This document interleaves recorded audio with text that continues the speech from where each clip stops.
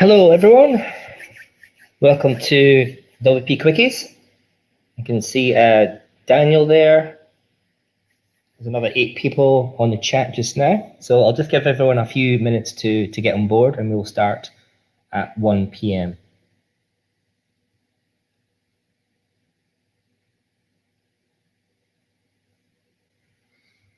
Mr. Meowpuss, yeah, thanks for suggesting this one. I think web hosting is always a good topic. We always get asked about it at the meetups.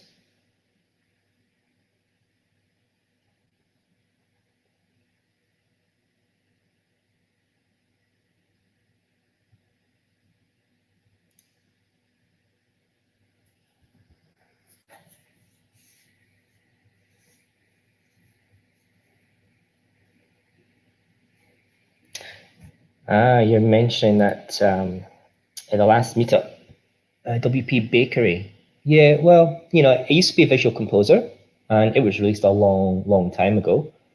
So I think it's got a bit of a catch-up. They've tried to rebrand it as WP Bakery, but it's still got the core old code there. So unless they really do some revising, then I don't think it really lives up to what Elementor and Beaver Builder can produce.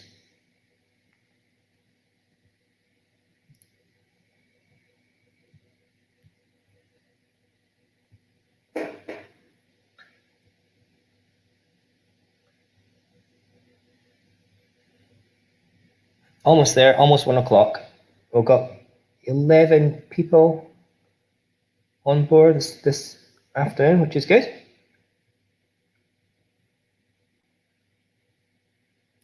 Davina, welcome on board.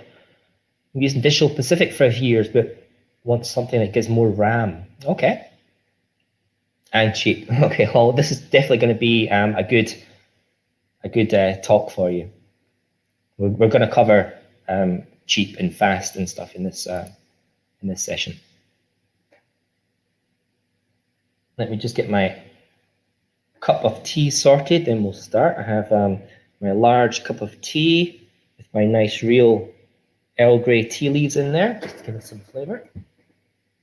Okay.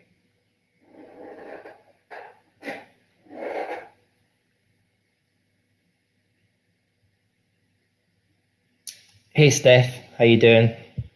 Thanks for making it along. Okay, I'll jump back onto the comments towards the end and try and answer some of those questions, but let's dive into it.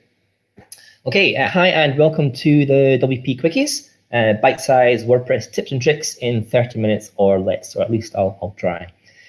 So today we're going to be looking at the best web hosting for WordPress, or are we? So what I'm not going to do is I'm not going to name a whole bunch of actual web hosts and tell you what I think of them, if they're good or bad. I mean, that's not going to help you realistically, because those are my opinions for my business and my situations. So what I am going to do is I'm going to share different ways that you can evaluate how to figure out the best web hosting solution for your WordPress website. But before we start, make sure you hit the subscribe button down below and the little bell as well. And I'll just notify you each time we go on live with a new video. So go and subscribe to the channel. That would be great. Okay, so here's what we're going to learn today. So we're going to cover what does best really mean, the different types of web hosting, and some of the key features that you can focus on to really get a good idea of whether that's the best hosting plan for you. And we will cover some of the commonly used web hosting providers in the WordPress space as well, just to give you an idea of where to go and what to look and what to research. So what does best mean for you? The word best is very relative. So what's best for me is not necessarily what's going to be best for you or going to be best for your customers or your clients. So what we really need to do is we need to have a look at the different requirements that each web host is going to provide. So looking at things like cost, speed, support, uptime, security, things like that. So let's go through and have a little look at some of those different parts of what web host providers offer. So let's start with the actual different types of hosting, because there's quite a few out there.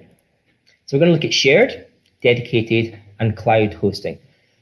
And I'm also going to put up this this triangle, the good, fast, cheap triangle. I hope everyone's heard of that. The whole idea between this triangle is that you can have two parts of that triangle, but you can't have all three. So you can see here, if you choose good and cheap, then that's going to mean it's going to be slow and good. So if we choose fast and cheap, then that's going to give us low quality. And if we go for fast and good, it's going to be expensive and good. So please bear in mind that quality triangle when you're evaluating what type of web hosting account that you want to go for. So shared hosting. Shared hosting is pretty much everything from the ultra cheap $3-4 a month hosting all the way up to your expensive VPS or virtual private server machines with multi-core CPUs and RAM and thousands of dollars per month. So all shared hosting, there are virtual boxes that sit on top of the physical servers. So at the cheap end of the shared hosting, you get a small virtual space, a small box that's allocated to you for your website, your web server to run inside.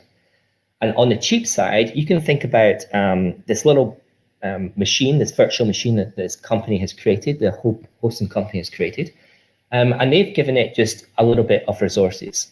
Okay, so it's running with a little bit of RAM, a little bit of CPU, and what they try to do is they try and squeeze hundreds of websites to run in this little space. And what that really means is that if you're getting one of those types of plans, then your website is trying to get the resources and competing with all those other websites that are running within that box on that server. So if it only takes a few websites to run things like emails or phishing scams, things like that, it's really going to cause a load on that server. And that's going to cause a problem for your website. It's going to cause a problem for all the websites running there. So it gets really crowded. You're not going to get great support from that either from the web host because it's the cheapest option. It's just create a box, shove a website in there, and pretty much forget about it. And so that's at the very cheap end of the shared hosting. At the other end of the hosting, the more expensive end is VPS. And VPS is a virtual private server. Now, it's still a box. It's still a virtual server that's run on top of the physical servers. But with the VPS, it allows you to add stuff to the box. So you can pay to add more RAM, more CPUs, and more disk space, which you can't do in the really low-cost ones. You just basically get their service and that's it. So with VPS, think of it like an in-app purchase, if you've got any mobile games that use that sort of thing. So you've got a box and you can pay more money and you can expand it and get it bigger for you want. And of course, making it bigger, getting more stuff, means it's going to be generally more expensive. So whereas the shared hosting, the low end, is cheap, it can be somewhat slow and unreliable. The VPS, generally, they are fast and reliable, but they can be expensive to run, especially if you've got a complicated website, an e-commerce website, for example. You're going to have to throw more RAM and throw more CPU at it. It can also be expensive in terms of management as well. So not only are you managing your WordPress website on the VPS, you've now got a whole machine, a whole server, an operating system with all its services to manage as well. And that can be really expensive in time and technical expertise as well. Now, of course, you can ask the hosting company to manage that server for you, the VPS server, but again, that's going to add to cost. So VPS, reliable and really fast, but it's getting towards the more expensive end of the hosting. So that's roughly shared hosting. We've had a look at the low entry cost and the high entry cost for VPS. The next type of hosting is dedicated. So dedicated hosting is where you actually buy a physical machine. So you're buying one of those racks that they put in a data center. Now, you're going to get 100% of the machine resources, which is great. So it's going to make your website super fast. And and generally it's going to be pretty reliable as well, because it's in a data center, it's in a rack, it's pretty good. But my goodness, it's going to be super expensive. This is probably one of the most expensive types of hosting that you can get. And it has a downside. If you need to upgrade that machine, because it's not a virtual machine, you have to actually add hardware to it. So add new RAM, add new CPUs, add more disk space, and that means downtime for your website. And it's going to mean it's going to be expensive because you're going to have to get an engineer to go there, get all the parts and put it back together. So while dedicated hosting will give you a really cheap, really fast experience, it's going to be really expensive. So usually dedicated servers are only really considered by kind of big companies, enterprise companies, where they've probably got part of their own data center and people to manage that. The last type of hosting I want to cover is cloud hosting. Now, again, cloud hosting is a type of virtual space, but it's slightly different than the shared version. So rather than your website being hosted on a server, it's basically run as an application in the cloud. And what we mean by cloud is it's made up of, yes, physical servers, hundreds and thousands of physical servers, but they're all meshed together to create one huge big server framework infrastructure. And the whole idea of the cloud system is that if one server dies or isn't available to be used, then the others can spin up and take its place. So theoretically, if you've got your website on a cloud system, then it's going to stay up forever. Theoretically, it should never go down. And the good thing about cloud hosting as well is that it expands and contracts to meet demand. So if you've got your website on a cloud server, and just say one of your posts go viral, or your website gets picked up by the mainstream media, and you suddenly go from a couple of thousand hits a day to 1 million within like a space of an hour, then theoretically cloud systems, cloud hosting can meet that demand. They can expand with demand and they can contract back down when that demand goes away. Now, cloud hosting, that's really reliable. As I said, it should be super fast because this stuff is really new. It's running on all the latest tech. As for cost, well, it's kind of a pay-as-you-go method. So the more resources it uses, the more you're going to pay. So if your website does go viral and you have to spin up more servers and use more resources, then yep, it's going to drain your bank balance more and more the more resources that you use. So just be aware of that. If you're trying to look for a cloud hosting solution, you might want to try and put some caps on how much it can expand and how quickly it can take money out of your bank account. So that's the three general types of hosting I want to cover today. But within that whole context, there's also another type of hosting, specifically for WordPress. We're talking about WordPress managed hosting here. Now you need to be a bit careful when you have a look at the WordPress managed hosting, because I've seen it offered from all different types of web hosting companies. So some web hosts that do different types of hosting, like host static websites, Joomla, everything else, sometimes they offer a managed WordPress hosting solution as well. But you really need to dig in and ask them what makes their WordPress managed system different than the other types of hosting that they provide. Because I have a suspicion that sometimes when somebody says it's WordPress managed, all it really is, it's on a separate box. So you don't get all the bells and whistles.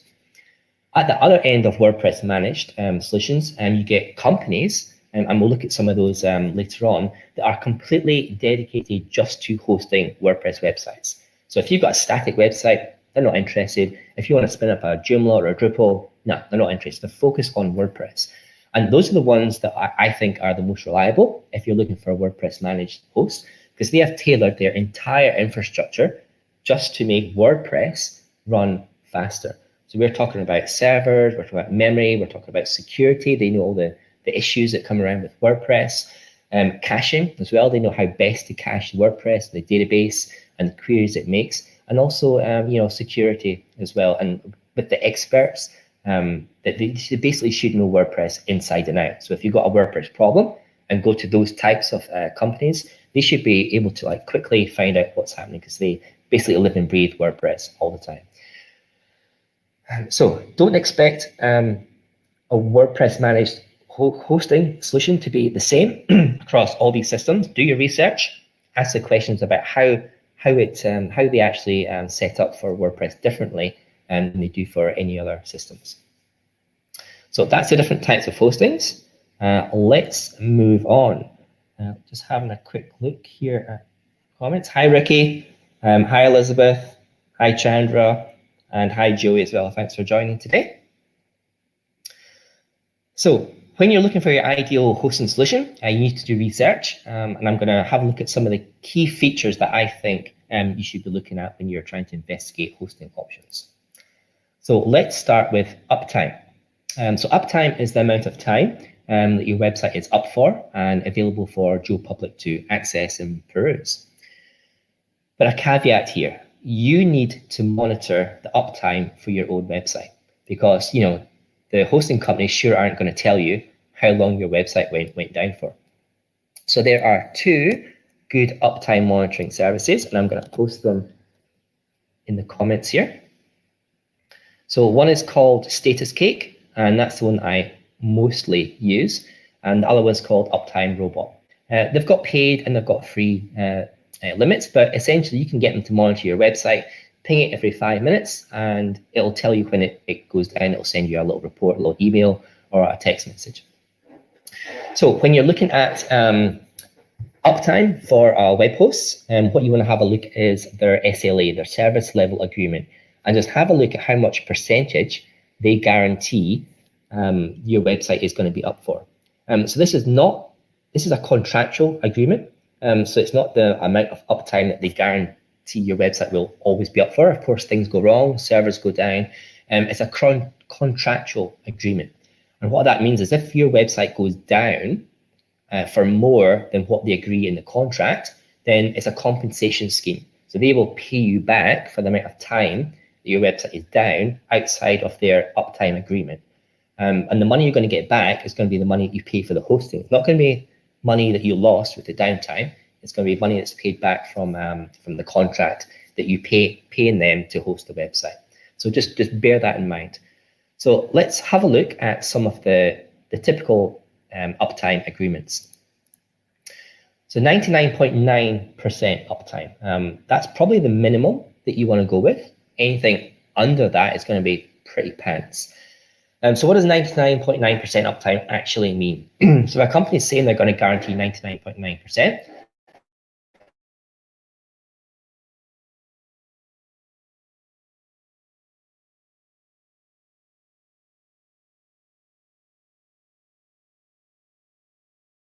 Are almost 9 hours a year. Now that downtime can happen all in a winter, or it can happen spread over the entire year. But if they're guaranteeing 99.9% uptime, then that means that if your website goes down for 9 hours, that's okay for them. Contractually, that's okay.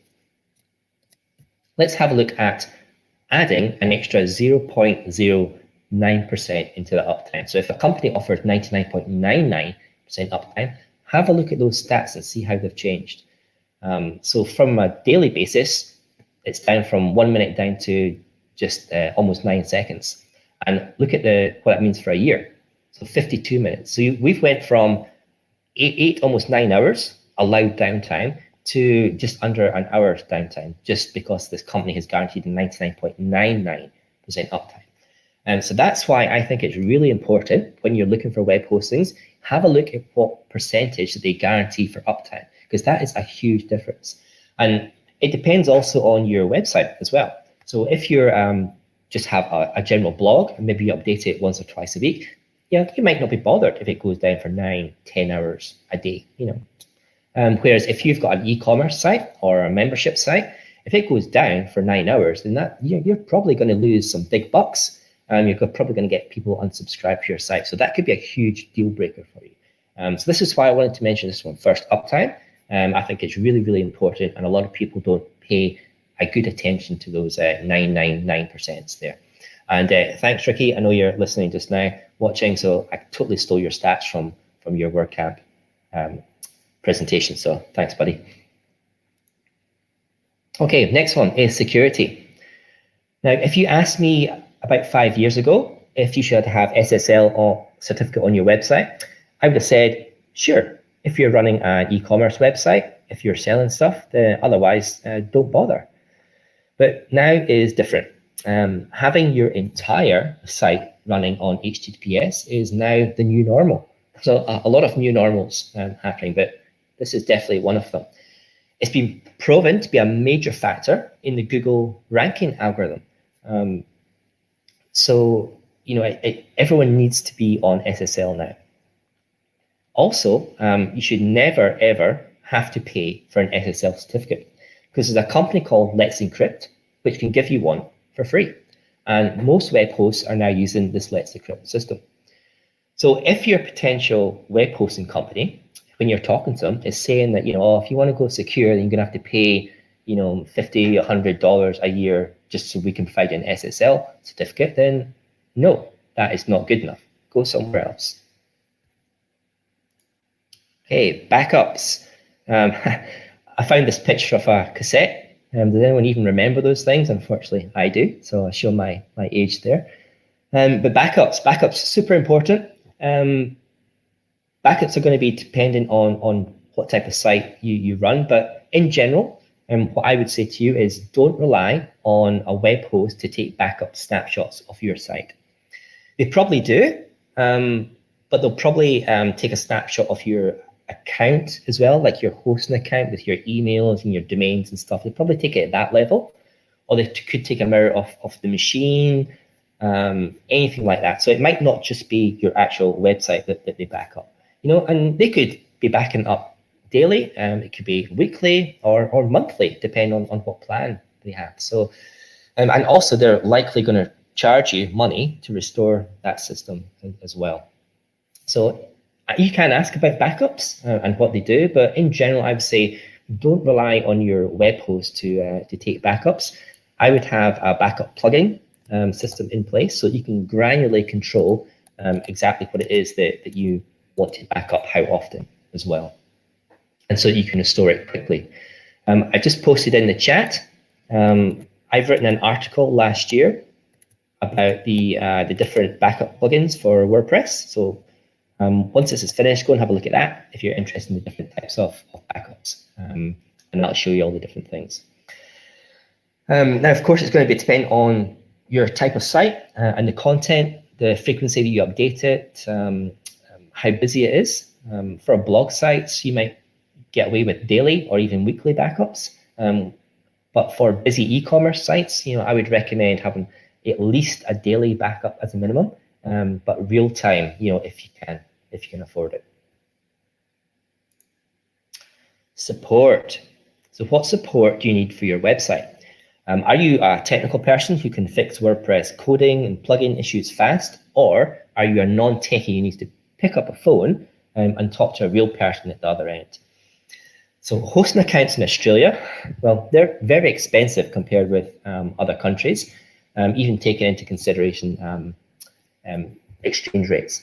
So a lot of people do look outside of Australia towards the US and Europe for hosting because it's a lot cheaper. But what I would say is if you need support during your core business hours here in Australia or where you live, please make sure that the web hosting company you're looking to go with provides that support within your core hours. Okay, there's nothing worse than trying to pick up a phone and call somebody and you get that recorded message saying that their support opens, at 3 a.m. your time. Also, you definitely need to check what type of support they offer. I've seen some web hosts, I've used some web hosts from clients that only offer like a chatbot support on their website. And even worse, I've actually tried to engage with a hosting company on a client's behalf. They would only take support requests through a Facebook Messenger. Okay, that's just crazy. I know, completely appalling, but there you go. So definitely ask them what support methods that they offer. But I think personally being able to talk directly on a phone to a techie is probably the best type of support that you can get. So talking to a WordPress techie is even better, But definitely if you can go through to a technical guy rather than just one of these like pre-sales front desk type people, then that would be the best type of support I think you could probably be looking for. So we're getting towards there, getting towards the end. So geolocation, or in other words, where your web server resides. Now the web keeps growing faster and faster. So latency, or the time it takes for data to get from the web server to your client browser, is decreasing all the time. And throw into that mix content delivery networks, CDNs, like Cloudflare, and they keep a cache of your website's popular pages on local country servers, so you can get them to your clients for a faster response. Given all that into the mix, I don't think having your website hosted on the other side of the planet is too much of an issue nowadays. But support aside, we're just talking about speed here. It's more going to be dependent on the infrastructure that hosting company uses. So you should totally ask them how their servers and network are set up. Are they white labeling or reselling their services from another company? That's a bit of a red flag for me. Or do they use Amazon, Microsoft Azure, or Google Cloud? Or do they have their own data centers? And that's like a big tick. So definitely ask them about latency, times from their country to yours, and ask them what type of server and network they're using to run their hosting on. Quickly, staging and cloning. I just had to get this picture of Stormtroopers, Lego Star Wars in, because I think it's awesome. So this is maybe a little bit of a more advanced feature that might not be applicable to everyone. But WordPress today, it can be a really complex beast with huge plugins, do different things, then you've got different versions of PHP, all that stuff into a big melting pot, and it means that things can and usually do go wrong. And that's why testing updates is absolutely critical. And this is where staging sites come in. So if you have a complex e-commerce site, being able to clone your site off to a test server is very advantageous. So you can do all your updates there, and you can see where things go wrong, and you can create a plan for when you do the updates on the live system. Now, some hosting companies, they actually provide a cloning from your live to staging, and also from staging back to production. And that can be good for some websites, but it can be bad as well if you've got a really busy site. If you take a long time to update, if you clone it back, you might overwrite some data there. So that particular feature might not be for everyone, putting it back from staging to live, but definitely being able to clone your website onto a staging server to do the upgrade path and test, I think that's a fantastic feature. So it's definitely worthwhile having a look and to see if your web hosting provider provides that. So we're almost done. And that's the last piece, the last feature that I want to talk about for doing your research into web hosting. So now I'm going to talk about some of the commonly used web hosts that I've been with, I've heard clients use. And I'm just going to share, so this is not my opinions on whether they're good or bad, it's just my opinions of where I think they kind of sit in the cost, feature, location type thing. So here we go. Crazy Domains, they primarily offer shared hosting towards the low end of the cost, and they're based in Australia, so good for support. GoDaddy, I think everyone's heard about GoDaddy. They're pretty much similar, shared systems, low cost, end of the market, and they're based in the US. Then we've got SiteGround, so they offer shared hosting plus WordPress managed plus cloud. So their costs are a bit mixed, and they're also based in the US. Venture IP, well, they're here based in Australia, so they offer a shared hosting, and they're towards the kind of the low cost market. And then there's Zuver. So Zuver is actually kind of a branded version of Venture IP, but focused on WordPress managed hosting only. And again, they come in a little bit of the low cost side, and again, also in Australia. Crucial Computing, they're also based in Australia. They offer shared hosting, WordPress managed hosting, and VPS. So again, their costs are a bit mixed depending on which kind of level you want to go with. And WP Hosting, they're also based in Australia. They are a WordPress managed hosting, and they also offer VPS systems as well. So again, their costs are a bit mixed. DigitalOcean, they offer VPS and cloud hosting. So their costs, again, are mixed, and they're based in the USA. So they can be low cost and they can be extremely high cost depending on how much stuff you add to your systems. DigitalOcean, I think, is kind of more based for developers or techies kind of know how to manage websites and operating systems. Then we've got WP Engine. They are a WordPress managed company, so they only deal with WordPress. Their price point is mid to high, depending on which packages you go, and they're based in the USA. But they do have people here in Australia, and they do allow you to choose Aussie data centers, and that's where your server, your data would reside.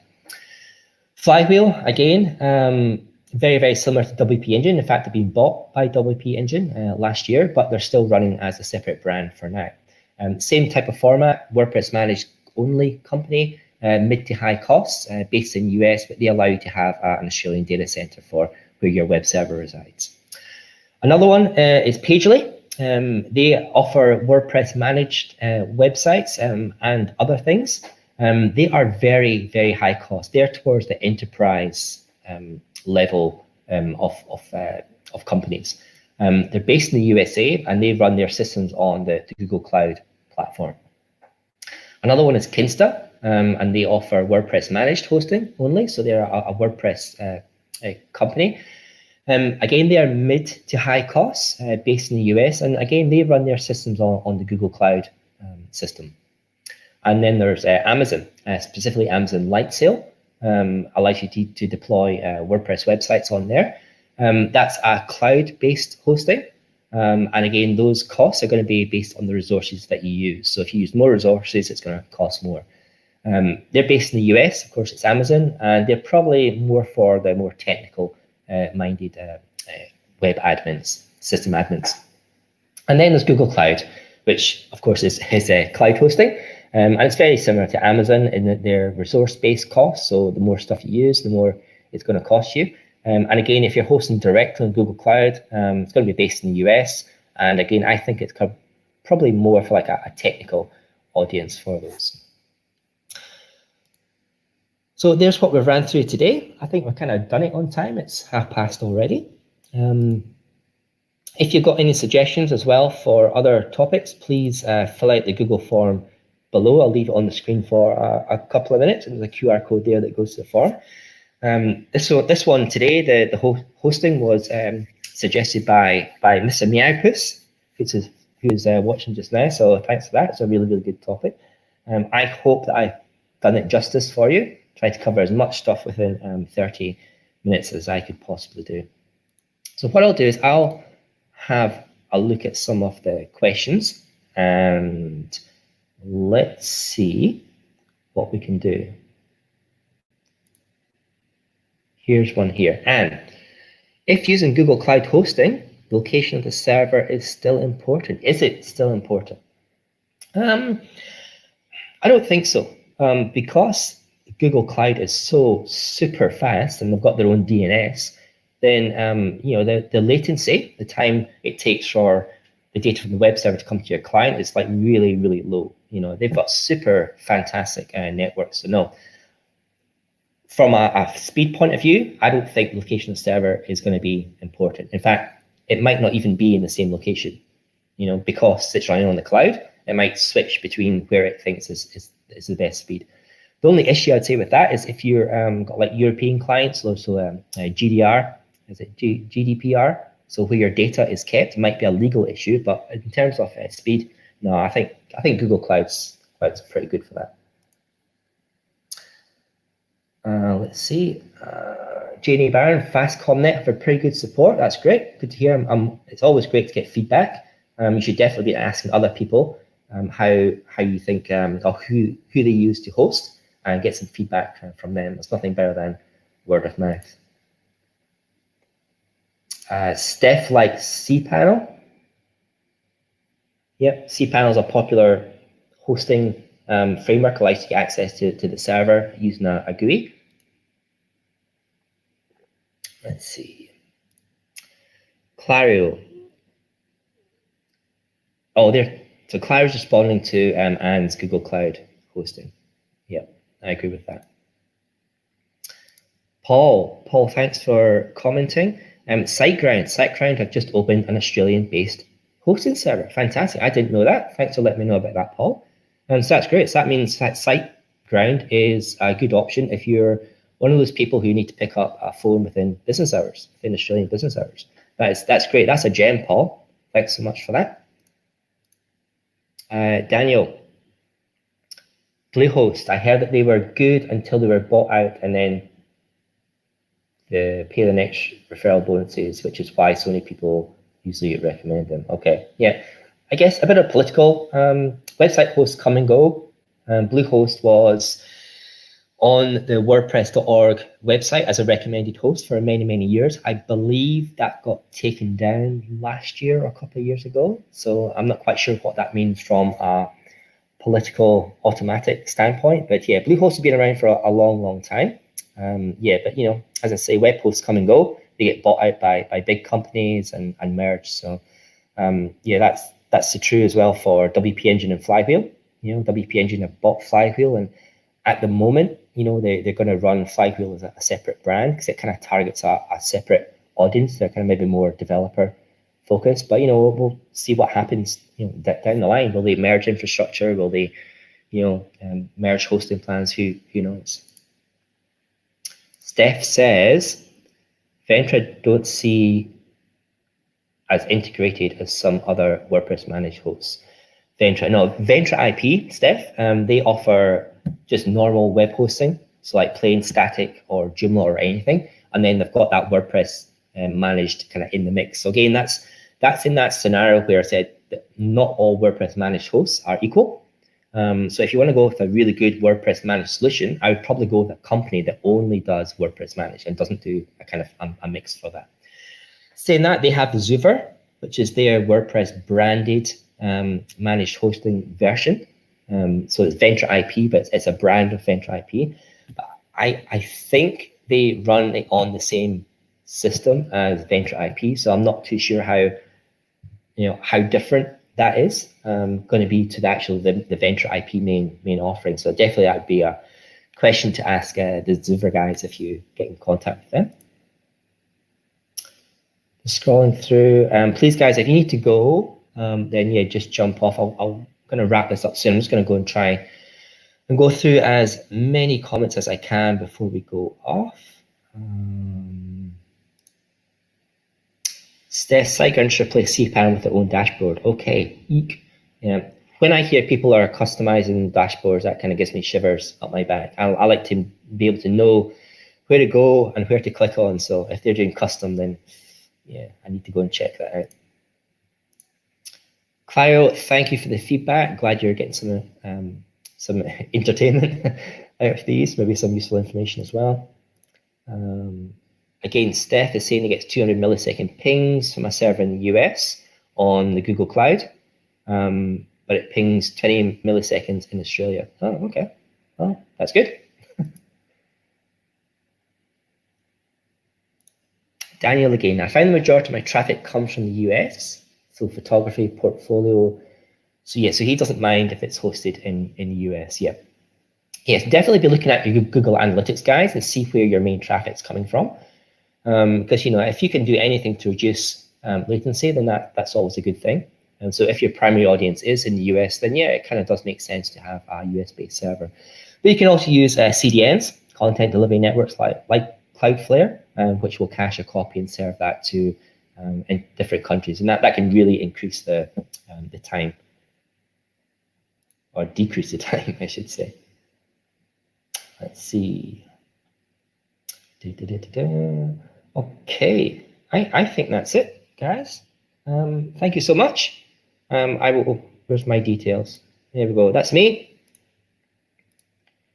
Please hit me up on LinkedIn, on Instagram, more probably infrequently, and on Twitter sometimes as well. But guys, if you've got any questions about this, then yeah, just please just let me know. Send me a tweet or connect me on LinkedIn and have a chat, and I'm happy to discuss this a little bit more. If that's all, then I'm going to thank you guys so much for bearing with me to the end of this lunchtime WP Quickie. And I've queued up one for next week. I can't quite remember what it is. I think it's custom post types. So if you're interested in that, then yeah, please join me next week. Oh, sorry, someone's asking, could you answer Jonathan's question? You missed it. I'm interested. Okay. Elisa, let me scroll up Jonathan's question. This one here. How important for a host to offer cPanel access? One of my hosts offers their own interface, which makes us pay for features that come free with cPanel. Okay, right. Yeah, that'd be a bit of a red flag for me. I can understand what's happening here. So you've got a host, web host, that's got their own interface, their own way of adding stuff, like file manager and DNS access, things like that. And I think what Jonathan is saying is some of the things that you get for free on cPanel, this company here is saying, oh, well, if you want access to change your domains, or if you want access to, change zoning or something, you have to pay extra for this module and you'll add it onto the dashboard. I mean, again, that's a model.